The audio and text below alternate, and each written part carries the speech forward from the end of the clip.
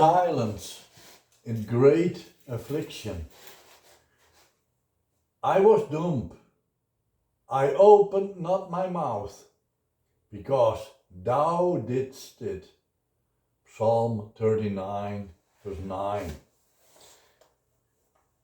There will be a day when the whole world shall be dumb before the face of the great judge.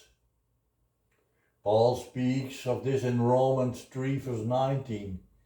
All their lives they had spoken volubly against the Lord and against his anointed.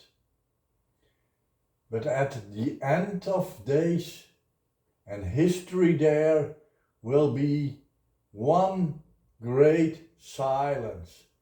They see him whom they pierced. They see the open books and are silent. And here is also the great difference between him who fears God and him who does not fear him.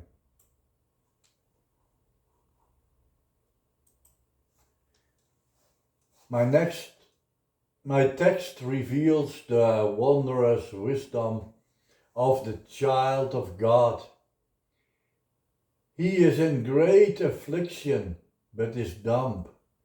He does not charge God foolishly. He lies prostrate, but does not open his mouth. And the reason is this: he knows that God was the doer of all his woe. No one knows the occasion of the great sorrow of David. At this juncture of his life. But we do know that his affliction was great. His sorrow was stirred. His heart was hot within, and fire burned in the inner man.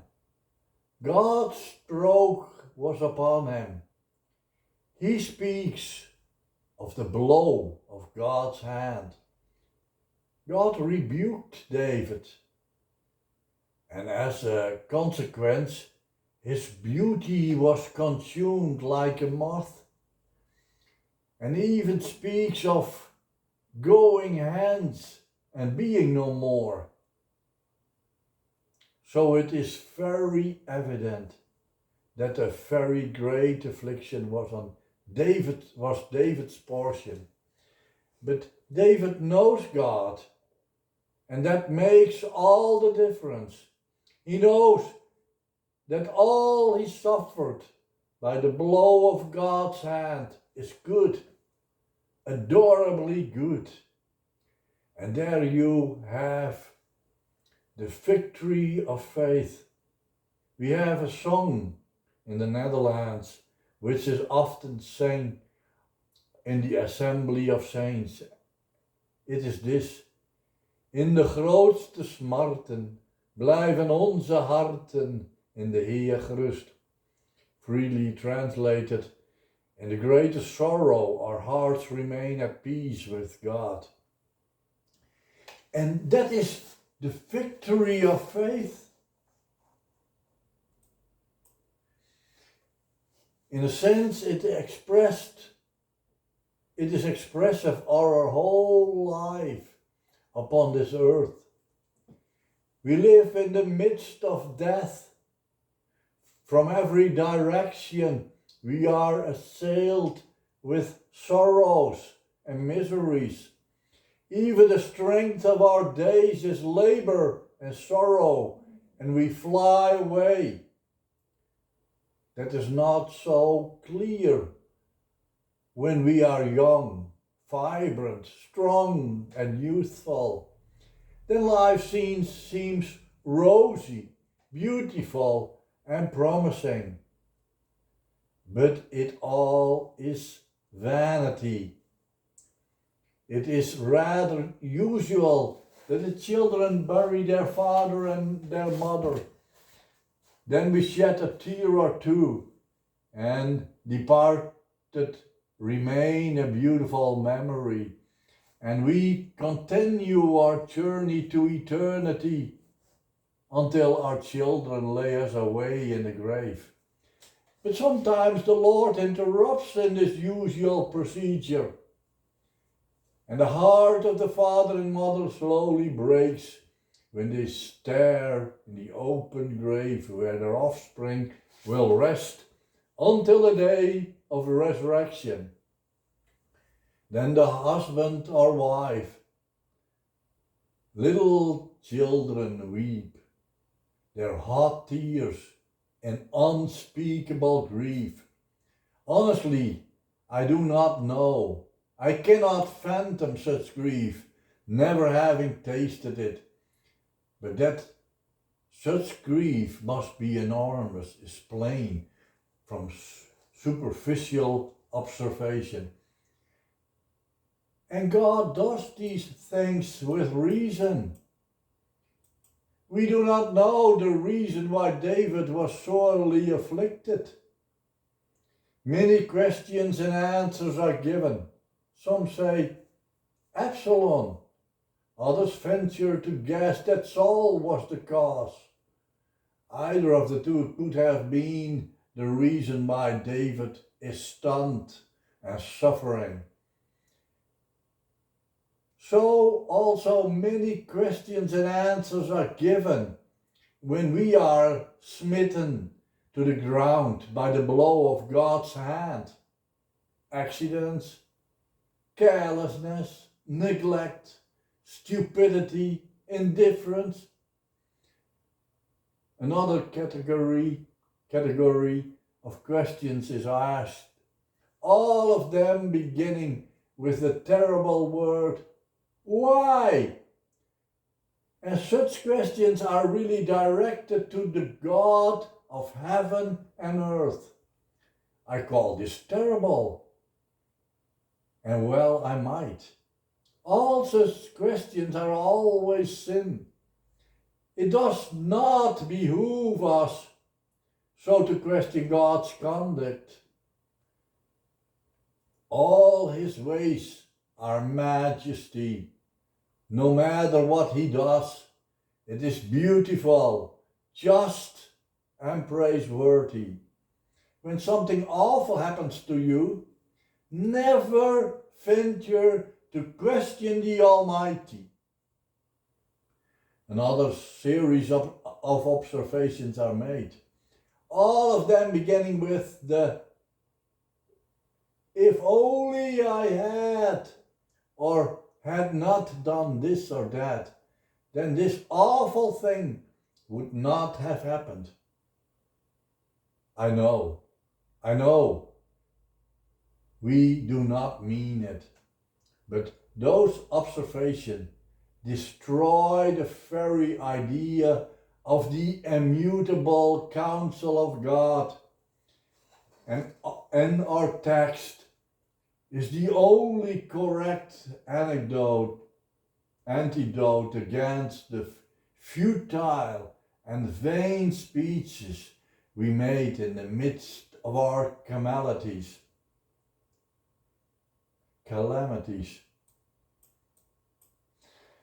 It happens, it may have been because we are careless, stupid, indifferent, downright sinful or neglectful. But listen to this. When all is said and done, it was God. He supervises all things and events. And there is no evil in the city, but the terrible God had decreed it. Look at David.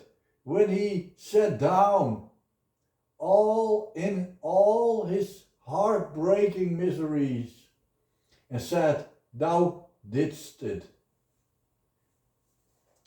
That is the only answer always. And there is no exception. That is the only answer, even in the midst of all manner of mistakes we make, all kinds of blunders committed, all kinds of accidents, neglect, stupidity, evil, sin, etc. Behind, with, and in the human or devilish factors, there looms the gigantic stature of the great Jehovah God. Listen to Amos, the voice of God. Shall there be evil in the city, and the Lord hath not done it? And please, come with me to a very holy place. It is in AD 33, and we find ourselves at the place of the skull. Jesus is hanging in great darkness on the accursed tree. I would like to ask all of you sufferers, is there a sorrow in the world like unto his sorrow, wherewith the Lord has afflicted him in the day of his wrath? And all of you grow silent. No one would dare even to liken his sorrow to the sorrow of the man of sorrows. And who did it? Oh, there are Judas, the apostles, who were all offended in him. And there is Annas, Caiaphas, the chief priests, and the elders, the people of Israel, the Gentiles, Pilate, Herod, the soldiers. They all crucified him. Are you interested to hear who really did it? Then listen to this. For of a truth against thy holy child Jesus, whom thou hast anointed, both Herod and Pilate, with the Gentiles and the people of Israel, were gathered together for to do whatsoever thy hand and thy counsel determined before to be done. Is it not beautiful? Why? Even the very devils cannot stir except by God's hand and counsel. Some time ago I quoted a Dutch psalm, and I will do so again. Geen ding geschiedt er ooit gewisser dan het hoog bevel van zere mond. Zijn goddelijk almacht spreekt, het is er. Zijn wil gebiedt en wordt terstond. Schoon de heidenen samen, list op list beramen, God verbreedt hun raad. Schoon de mogendheden, snood ontwerpers meden, hij belacht haar haat. This is so wonderful that I will translate it for you.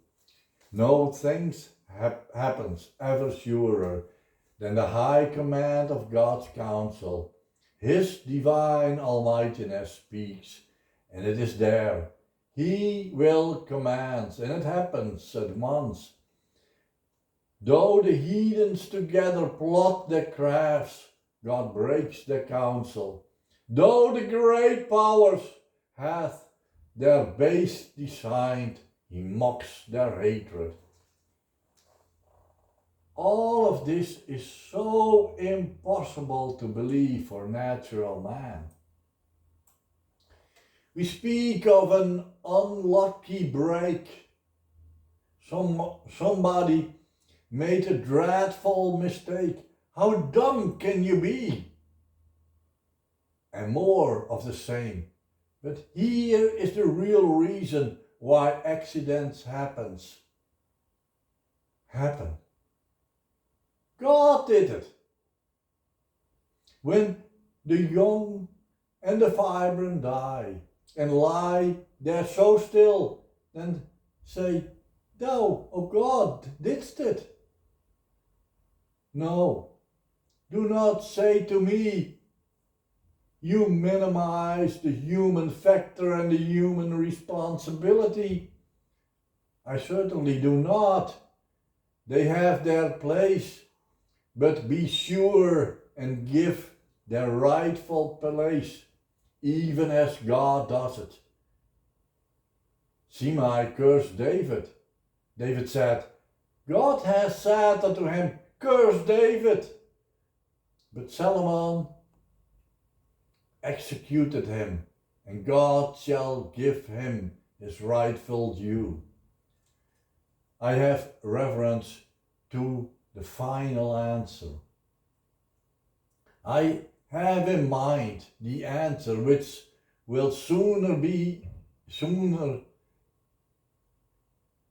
I have in mind the answer which will soothe the heart and heal your wounds. I have in mind God. Give him his rightful due. He is so worthy of it when he says, through and by, and in all our human feelings, mistakes, sins, neglect, and what more can enumerate. My child, your time of life has ended. Your days are numbered. Your place in my heaven is ready. Come to my bosom, then say, I was dumb, I opened not my mouth, for thou didst it. And that is not all. The text is negative. It includes the positive. When Jesus said, he that cometh unto me, I will in no wise cast out. He meant more than just those negative words. He means with those words, when you come unto me, I will receive you. I will fold you in my arms.